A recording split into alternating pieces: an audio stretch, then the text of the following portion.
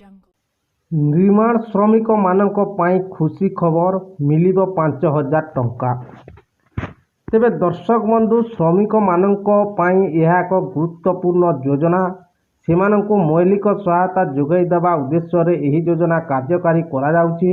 एथिपाई एही योजना रे आर्थिक सहायता जोगाई दिया जाउची सरकार। तेबे दर्शक बंधु किभली यार फायदा उठाई पारिबे से विषय रे आसंतु जानिनेबा।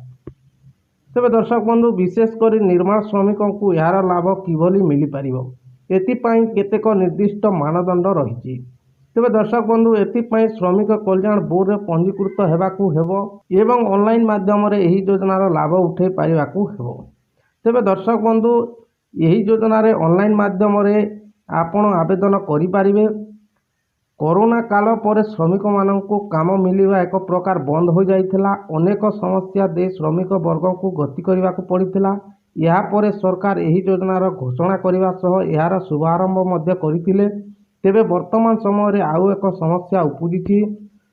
वर्तमान समय रे राज्य सरकार श्रमिकों पारिश्रमिक वृद्धि करने को असमर्थ रहिछंती। तेणु कौनसी मते सेमानकु सहायता जोगाई देवाकू चिंता करुछंती सरकार। तेबे जहाद्वारा सेमानक भविष्य सुरक्षित हो पारिबो बोली सरकार कहिसंती। वर्तमान सरकार श्रमिकों बैंक अकाउंट रे 5,000 टंका लेखाएं जमा करने को चिंता करुछंती। तेबे दर्शक बंधु एथिपाई केतेक निर्दिष्ट दस्तावेज मध्य आवश्यकता रहिछि। या सहित केउ माने एही योजना रे शामिल हेबाकू योग्य ताहा मध्य जानिबा जरूरी।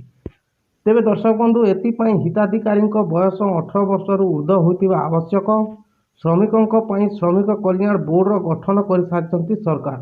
यही बोर्ड रे श्रमिक माने पंजीकृत हेबा बाध्यतामूलक करा जायछि एवं एथिरे जे माने पंजीकृत होतिबे सेमानकु 5,000 टंका लेखाए दिया जिवो। तेबे दर्शक बंधु एही योजना रे शामिल हेबाकू प्रथमे सरकार को ऑफिशियल वेबसाइट विजिट करने को हेबो एवं एठारे न्यू यूजर विकल्प रे क्लिक करने को हेबो। आवश्यक करुवा तथ्य ध्यानपूर्वक दिंतु एवं यह सह किसी दस्तावेज फोटो को अपलोड करंतु। दर्शक बंधु यही योजना रे लाभ पाइबा को हेले आपण दिल्ली रो अधिवासी होइतिबा आवश्यक। सरकार को आपण को आवेदन पुष्टि करबा परे ही यही योजना लाभ मिली पारिबो। तेबे दर्शक बंधु यह द्वारा श्रमिकों को रोजगार सुरक्षा मध्य सुनिश्चित हेबो एवं एथिरे श्रमिक माने बहुत उपकृत हेबे बोली तथ्य रहुछि।